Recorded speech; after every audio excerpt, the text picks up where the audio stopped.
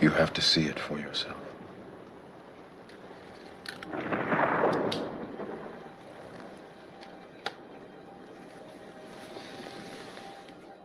This is your last chance. After this, there is no turning back. You take the blue pill, the story ends. You wake up in your bed and believe whatever you want to believe. You take the red pill, you stay in Wonderland, and I show you how deep the rabbit hole goes.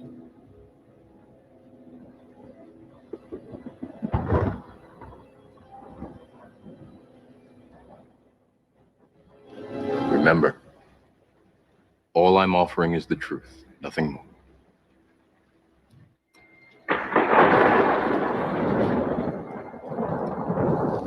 Follow me. Well, welcome to Tuesday night. And another edition of Tall Tales in the Rabbit Hole. Tonight, we're going to go through fall 1941, the Unholy Trinity, and the Great Nonsense. Oh yes, the hole will get deep as it does. We've brought extra lanterns, extra light, extra candles. Don't be scared. And why do we do it, you may say, Dennis Lee? Because this is Tall Tales in the Rabbit Hole, man. And that's just what the freak we do.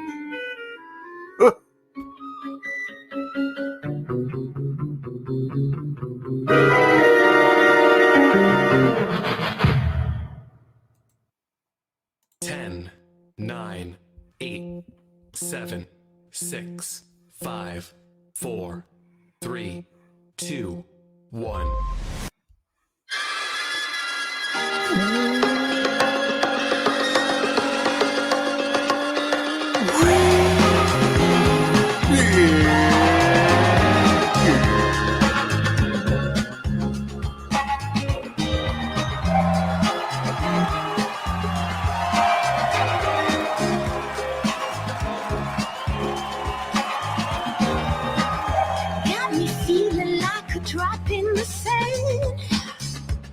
Like a worm in the storm, a hungry hunger inside of me. I can't be reborn. I'm a monster, spreading hate, stealing time. I'm a monster, laying beds when it's cloudy. Oh, pilgrim inside of me. Tell me, what's my remedy? I'm a fraud, call me lion, a true psychopath. Oh yes, true psychopath. Are you really? Good evening, and thank you for joining us on another edition of Tall Tales in the Rabbit Hole. I hope you're having a good evening, a good morning, a good afternoon, a good whatever it may be. To you, that is. Ah, yes. We got a few weird stories for tonight. And as we're short on time, because we'll be heading over to Trice Talk with Donald Wayne here after this episode, we will get right down to business. Well, let's see what we want for,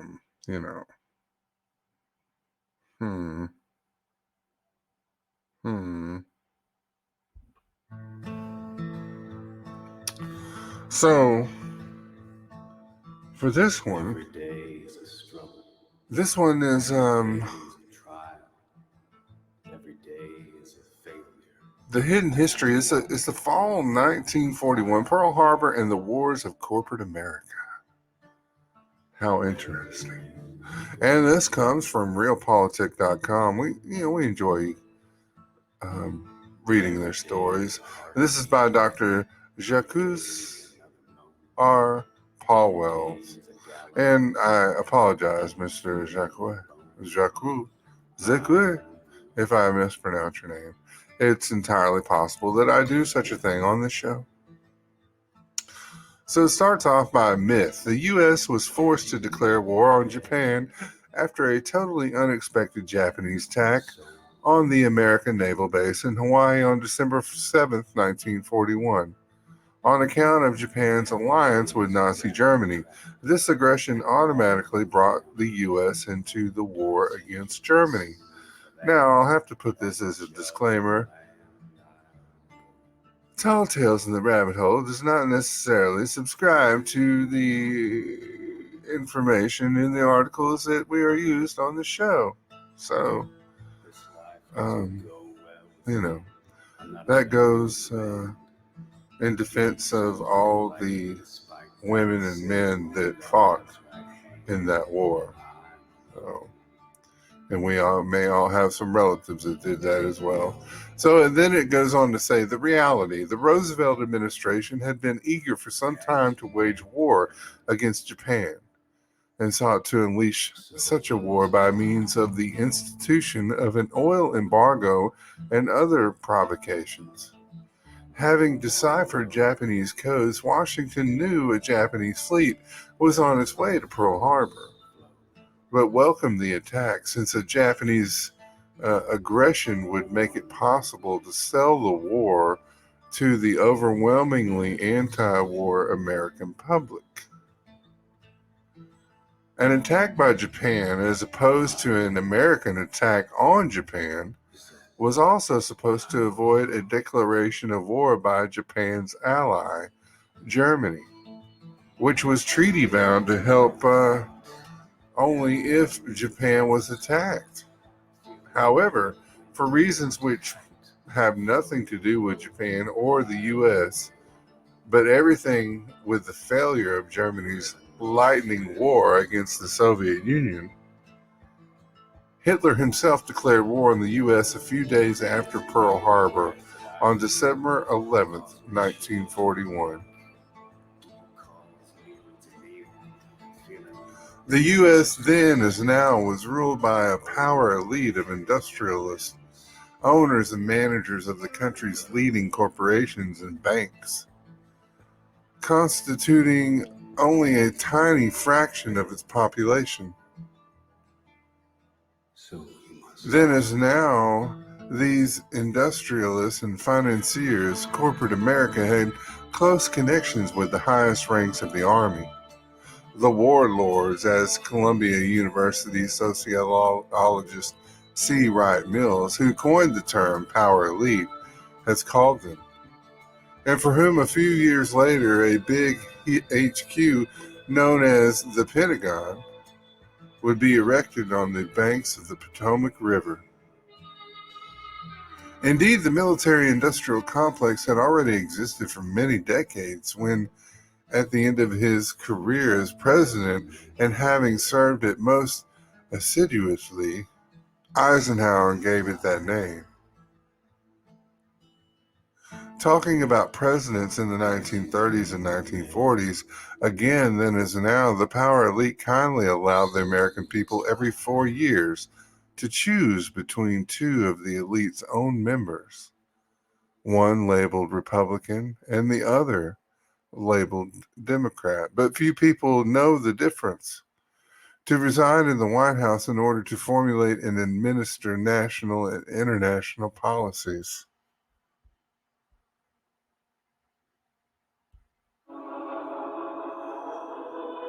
These policies invariably served and still serve the power elite's interest.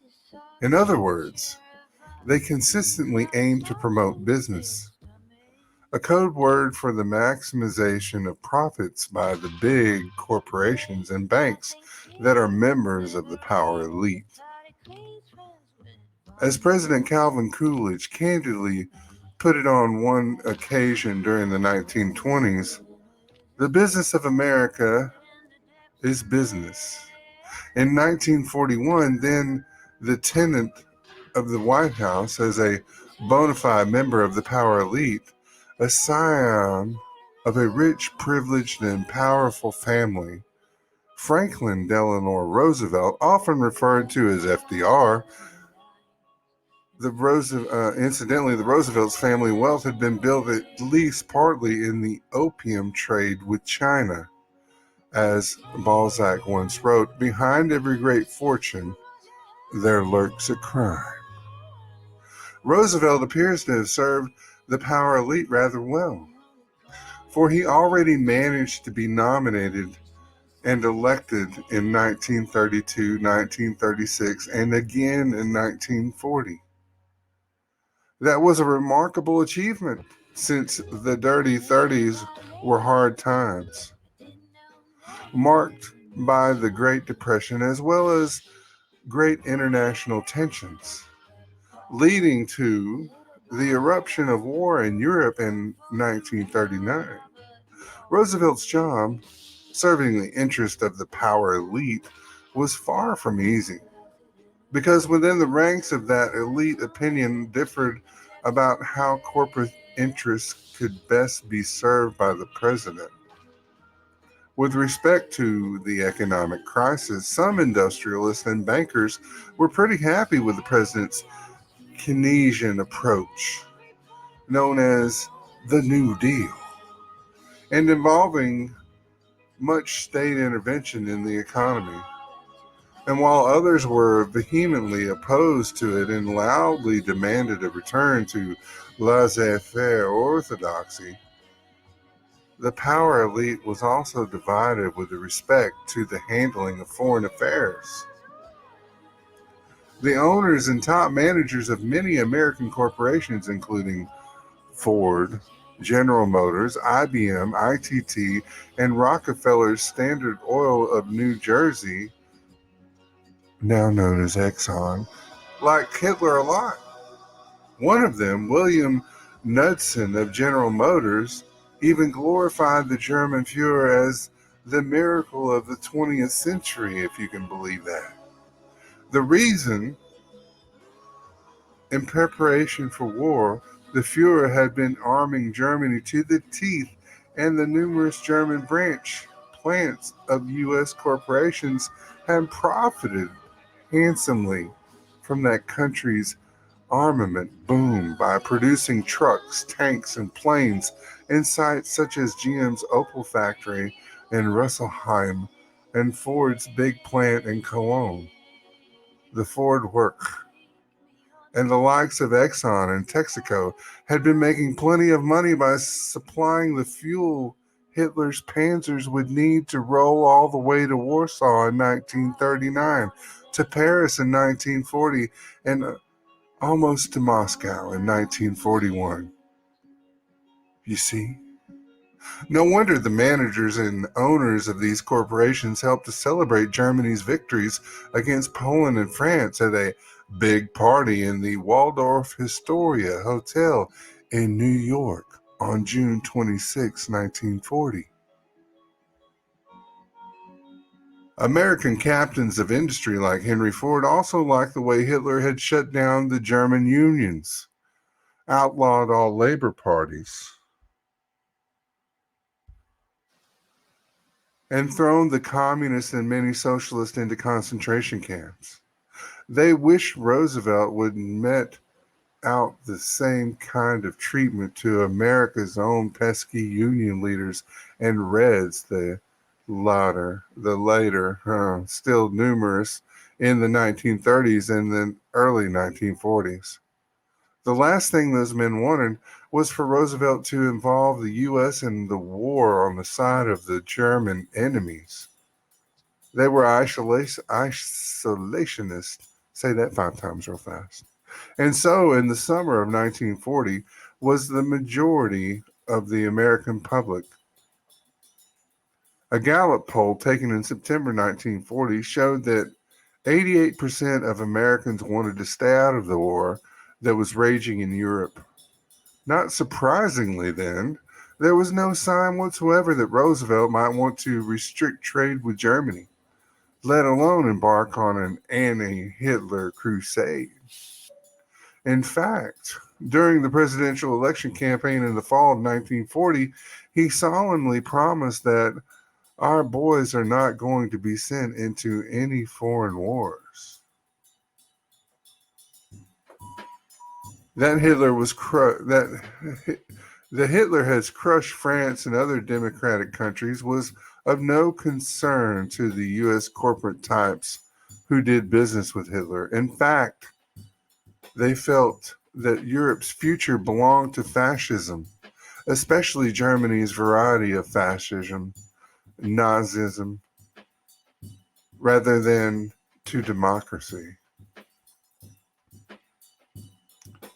Typically, the chairman of General Motors, Alfred P. Sloan, declared at the time that it was a good thing that in Europe the democracies were giving way to an alternative system with strong, intelligent, and aggressive leaders who made the people work longer and harder and who had the instinct of gangsters, all of them good qualities, he said, if you can believe it. And since they certainly did not want Europe's future to belong to socialism in its evolutionary, let alone revolutionary, i.e. communist, variety, the U.S. industrialists would be particularly happy when, about 1 year later, Hitler would finally do what they have long hoped he would do, namely to attack the Soviet Union in order to destroy the homeland of communism and source of inspiration and support of Reds all over the world, and also in the U.S. While many big corporations were engaged in profitable business with Nazi Germany, others now happen to be making plenty of money by doing business with Great Britain. That country, in addition to Canada and other member countries of the British Empire, of course, was Germany's only remaining enemy from the fall of 1940 until June 1941, when Hitler's attack on the Soviet Union caused Britain and the Soviet Union to become allies. Britain was desperately in need of all sorts of equipment to continue its struggle against Nazi Germany. They wanted to purchase much of it in the U.S., but was unable to make the cash payments required by Americans' existing cash and carry legislation. However, Roosevelt made it possible for U.S. corporations to take advantage of this enormous window of opportunity when on March 11, 1941, he introduced his famous Lend-Lease program, providing Britain with virtually unlimited credit to purchase trucks, planes, and other Marshall hardware in the U.S. Then Lend-Lease exports to Britain were to generate windfall profits, not only on account of the huge volume of business involved, but also these exports featured inflated prices and fraudulent practices such as double billing. No, that would never happen. A segment of corporate America thus began to sympathize with Great Britain, a less natural phenomenon than we would now tend to believe. Indeed, after American independence, the ex-motherland had long remained Uncle Sam's archenemy. And as the late 1930s, the U.S. military still had plans for war against Great Britain and an invasion of the Canadian Dominion. The latter including plans for the bombing of cities and the use of poison gas, if you can believe it. Some mouthpieces of this corporate constituency, say that 5 times real fast, though not very many, even started to favor a U.S. entry into the war on the side of the British. They became known as the interventionists. Of course, many, if not most, big American corporations made money through business with both Nazi Germany and Britain. And as Roosevelt administration itself was henceforth preparing for possible war, multiplying military expenditures and ordering all sorts of equipment. They also started to make more and more money by supplying America's own armed forces with all sorts of martial material. If there was one thing that all the leaders of corporate America could agree on, regardless of their individual sympathies towards either Hitler or Churchill. It was this: the war in Europe in 1939 was good, even wonderful, for business. They also agreed that the longer this war lasted, the better it would be for all of them, with the exception of the most fervent pro-British interventionists. They further agreed that there was no pressing need for the U.S. to become actively involved in this war, and certainly not go to war against Germany.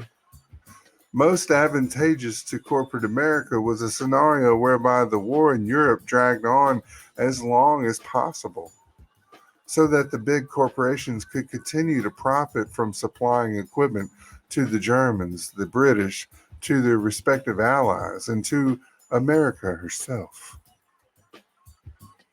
Henry Ford thus expressed the hope that neither the Allies nor the Axis would win the war, and suggested that the United States should supply both sides with the tools to keep on fighting until they both collapse. Ford practiced what he preached and arranged for his factories in the U.S. and Britain and Germany and in occupied France to crank out equipment for all belligerents. The war may have been hell for most people, but for America, captains of industry, such as Ford, it was heaven. Roosevelt himself is generally believed to have been an interventionist, but in Congress, the isolationists certainly prevailed. And it didn't look like as if the U.S. would soon, if ever, enter the war. However, on the account of Lend-Lease exports to Britain, relations between Washington and Berlin were definitely deteriorating. And in the fall of 1941, a series of incidents between German submarines and U.S. Navy destroyers escorting freighters bound for Britain lead to a crisis that has become known as the Undeclared Naval War. But even that episode did not lead to active American involvement in the war in Europe. Corporate America was profiting handsomely from the status quo and was simply not interested in a crusade against Nazi Germany. Conversely, Nazi Germany was deeply involved in the great project of Hitler's life, his mission to destroy the Soviet Union. In this war, things had not been going according to plan. The Blitzkrieg in the East, launched on June 1941, was supposed to have crushed the Soviet Union like an egg within 4 to 6 weeks.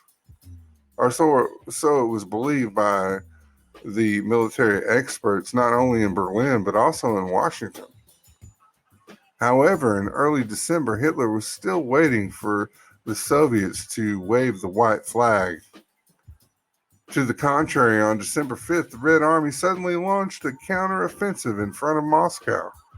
And suddenly, the Germans found themselves deeply in trouble. The last thing Hitler needed at this point was a war against the U.S. But in the 1930s, the U.S. military had no plans. It did not prepare plans to fight a war against Nazi Germany.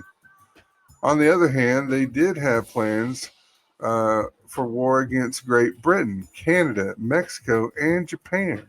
Why against Japan, you may say? Well, in the 1930s, the U.S. was one of the world's leading industrial powers, and like all industrial powers, was constantly looking out for sources of inexpensive raw materials such as rubber and oil, as well as for markets for its finished products. Already at the end of the 19th century, America had consistently pursued its interest in this respect by extending its economic and sometimes even direct political influence across oceans and continents. This aggressive imperialist policy, pursued ruthlessly by Presidents Theodore Roosevelt and a cousin of FDR, had led to American control over former Spanish colonies, such as Puerto Rico, Cuba, and the Philippines, and also over the here to independent island nation of Hawaii. America had thus also developed into a major power in the Pacific Ocean and even in the Far East.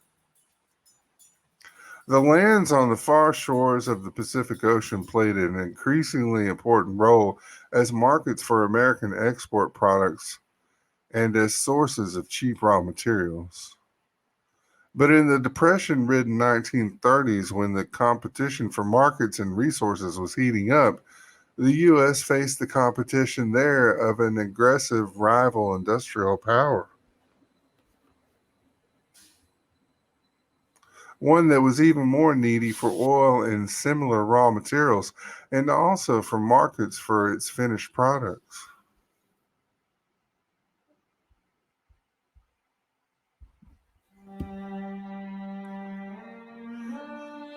The competitor was Japan,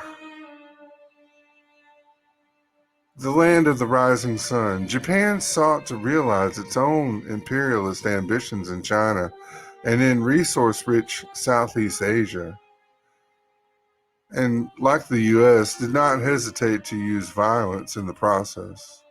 For example, waging ruthless war on China and carving a client state out of the northern part of the great but weak country.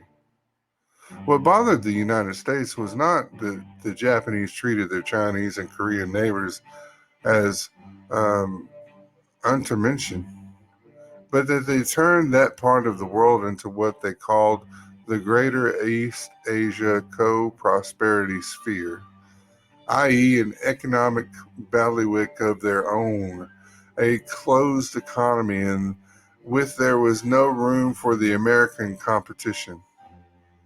In doing so, the Japanese actually followed the example of the U.S., which had earlier transformed Latin America and much of the Caribbean into Uncle Sam's exclusive economic playground.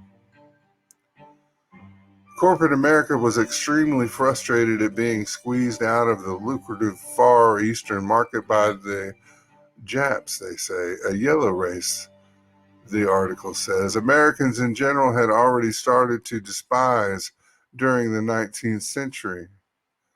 Japan was viewed as an arrogant but essentially weak upstart country that mighty America could easily wipe off the map in 3 months. As Navy Secretary Frank Knox put it on one occasion.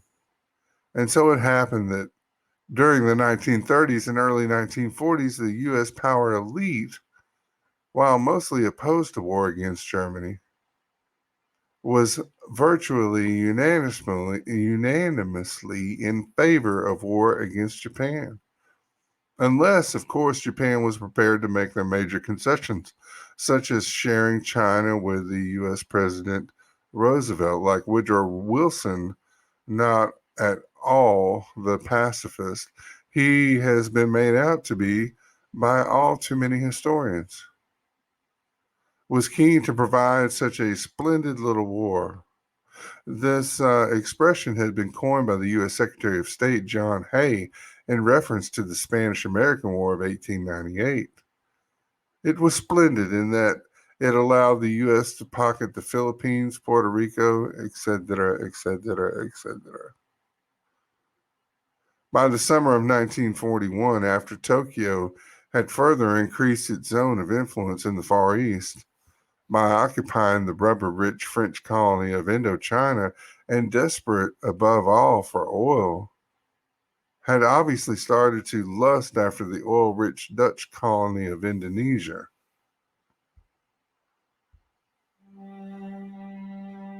FDR appears to have decided that the time was ripe for war against Japan, but he faced two problems.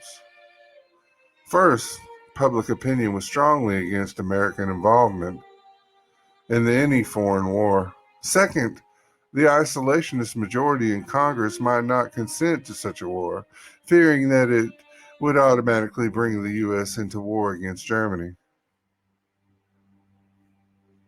Roosevelt's solution to win this problem, according to the author of a detailed and extremely well-documented recent study, Robert B. Stinnett, was to provoke Japan into an overt act of war against the United States.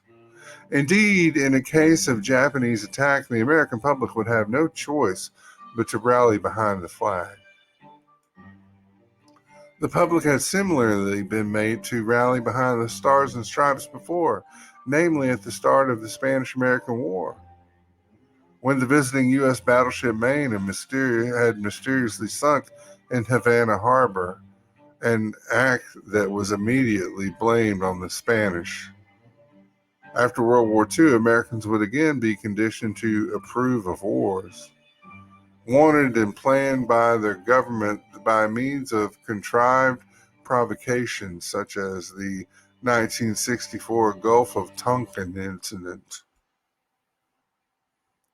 Furthermore, under the terms of the tripartite treaty included by Japan, Germany, and Italy in Berlin on September 27, 1940, the three countries undertook to assist each other when one of the three contracting powers was attacked by another country, but not when one of them attacked another country. Consequently, in case of Japanese attack on the U.S., the isolationists who were non-interventionists with respect to Germany, but not with respect to Japan, did not have to fear that a conflict with Japan would also mean war against Germany. You dig? And so President Roosevelt, having decided that Japan must be seen to make the first move, made provoking Japan into an overt act of war the principal policy that guided his actions toward Japan throughout 1941, as Stennett has written. The stratagems used included the deployment of warships close to and even into Japanese territorial waters, apparently in the hope of sparking a Gulf of Tonkin-style incident that could be construed to be a casus belli, or a casus belli.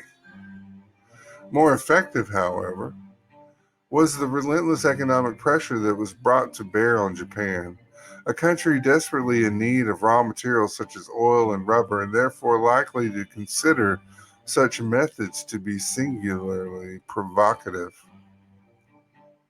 In the summer of 1941, the Roosevelt administration froze all Japanese assets in the United States and embarked on a strategy for frustrating Japanese acquisition of petroleum products. In collaboration with the British and the Dutch, anti-Japanese, for reasons of their own, the U.S. imposed severe economic sanctions on Japan, including an embargo on vital oil products.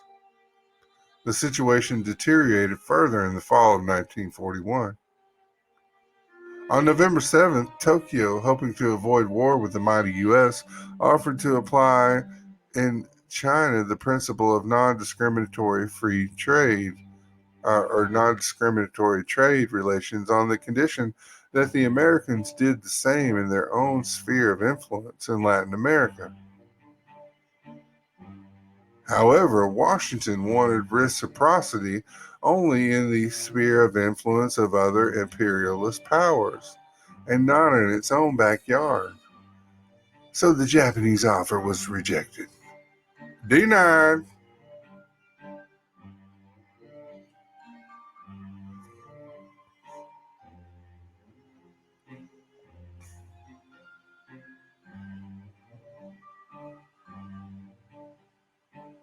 The continuing U.S. provocations of Japan were intended to cause Japan to go to war, and were indeed increasingly likely to do so.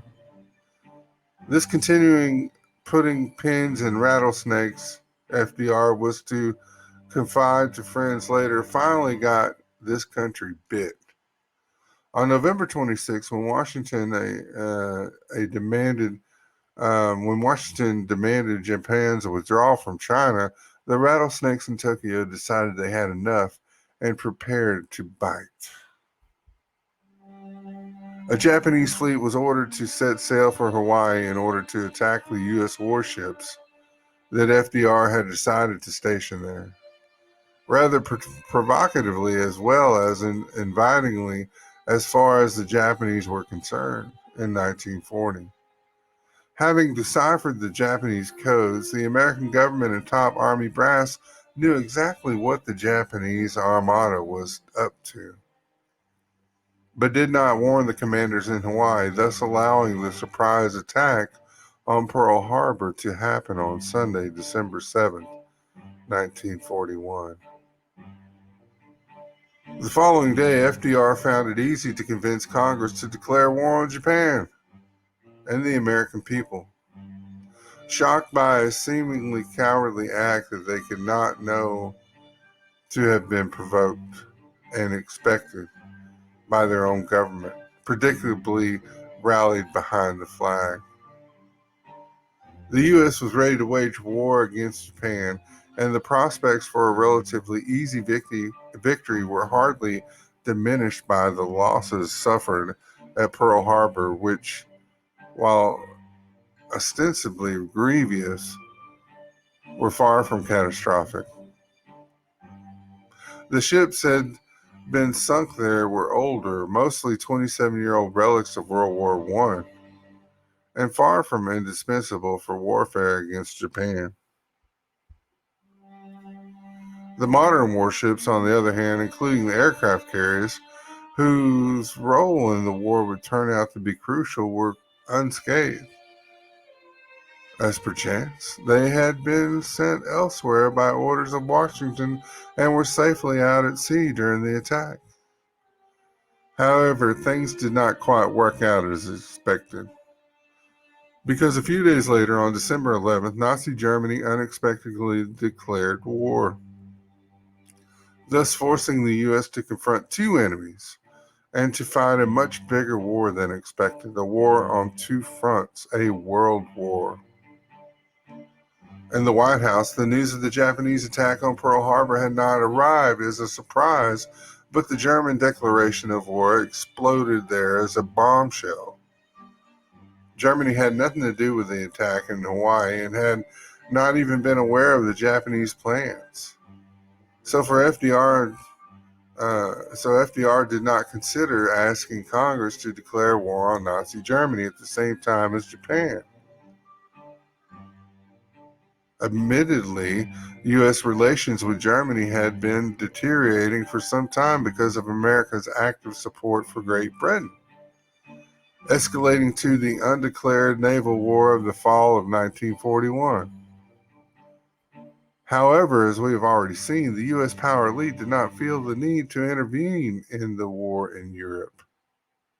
It was Hitler himself who declared war on the United States on December 11, 1941, much to the surprise of Roosevelt. And why, you may say? Only a few days earlier, on December 5, 1941, the Red Army had launched a counteroffensive in front of Moscow, and this entailed the failure of the Blitzkrieg in the Soviet Union. On that same day, Hitler and his generals realized that they could no longer win the war. But when only a few days later the German dictator learned of the Japanese attack on Pearl Harbor, he appears to have speculated that a German declaration of war on the American enemy of his Japanese friends, though not required under the terms of the tripartite treaty, would induce Tokyo to reciprocate with a declaration of war on the Soviet enemy of Germany. With the bulk of the Japanese army stationed in northern China, and therefore able to immediately attack the Soviet Union in the Vladivostok area, a conflict with Japan would have forced the Soviets into the extremely perilous predicament of a two-front war, opening up the possibility that Germany might yet win its anti-Soviet crusade. Hitler then believed that he could exercise the specter of defeat by summarizing a sort of Japanese Deus Machina to the Soviet Union's vulnerable Siberian frontier. But Japan did not take Hitler's bait. Tokyo, too, despised the Soviet state, but already at war against the U.S., could not afford the luxury of a two-front war and preferred to put all of its money on a southern strategy, hoping to win the big prize of resource-rich Southeast Asia, rather than embark on a venture with the inhospitable reaches of Siberia. Only at the very end of the war, after the surrender of Nazi Germany, would it come to hostilities between the Soviet Union and Japan. In any event, because of Hitler's needless declaration of war, the United States was henceforth also an active participant in the war in Europe, with Great Britain and the Soviet Union as allies. In the recent years, Uncle Sam has been going to war rather frequently, but we are invariably asked to believe that this is done purely for humanitarian reasons, to prevent Holocaust, to stop terrorists from committing all sorts of evil, to get rid of nasty dictators, to promote democracy. Never, it seems, are economic interests of the U.S., or more accurately of America's big corporations, involved. Quite often, these wars are compared to America's archetypal good war, World War II, in which Uncle Sam supposedly went to war for no other reason than to defend freedom and democracy and to fight dictatorship and injustice.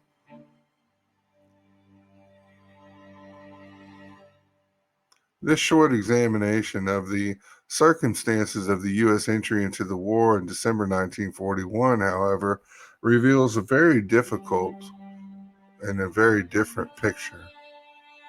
The American power elite wanted war against Japan. Plans for such a war had been already for some time, and in 1941, Roosevelt obligingly arranged for such a war. Not because of Tokyo's unprovoked aggression and horrible war crimes in China, but because American corporations wanted a share of the luscious big pie of Far Eastern resources and markets. On the other hand, because the major U.S. corporations were doing wonderful business in and with Nazi Germany, profiting handsomely from the war Hitler had unleashed, and incidentally providing him with the equipment and fuel required for his blitzkrieg.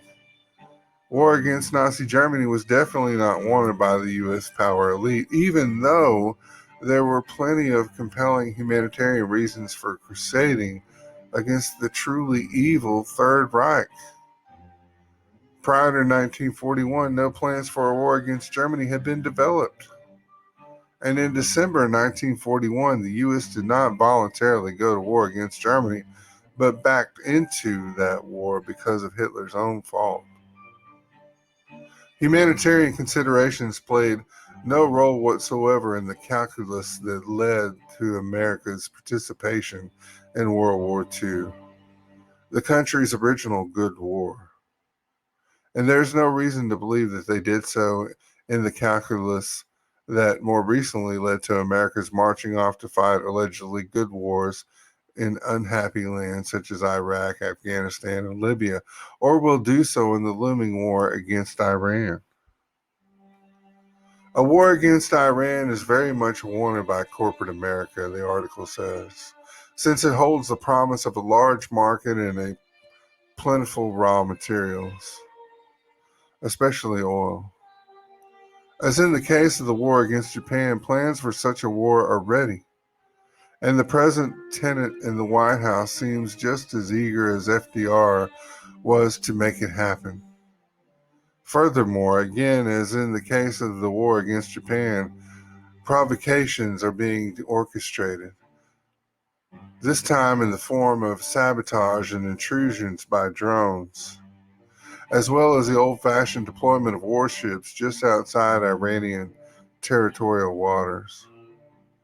Washington is again putting pins in rattlesnakes, apparently hoping that the Iranian rattlesnake will bite back, thus justifying a splendid little war However, as the case of Pearl Harbor, the resulting war may well again turn out to be much bigger, longer, and nastier than expected.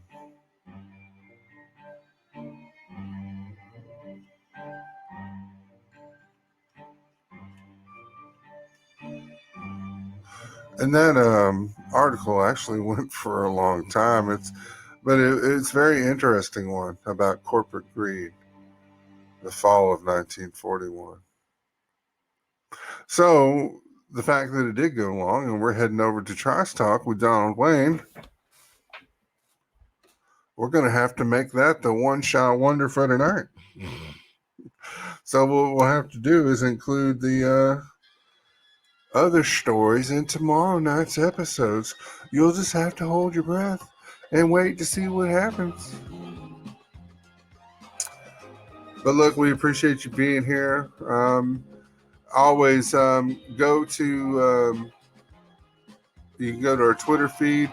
Make sure that you follow the show, and make sure that you like it, you follow it, and then you will get updates on future episodes.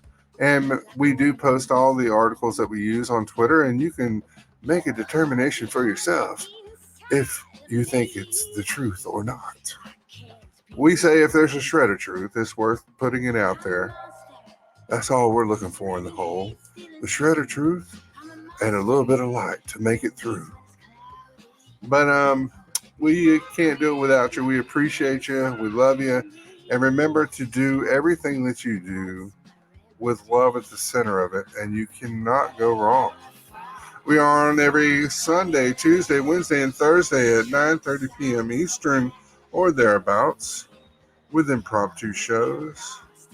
And make sure you check out Trice Talk, where Donald Wayne and I will go on at every Sunday, Tuesday, Wednesday, and Thursday at 11 p.m. Eastern and get into some government talk and current events and whatnot with Eric Kirk. And enjoy the rest of the Podbean family. They've been great to us. We couldn't do it without them. I encourage you to go check them out. And you'll see the list of the rest of those individuals on the posted show. So, until next time, friends. Peace.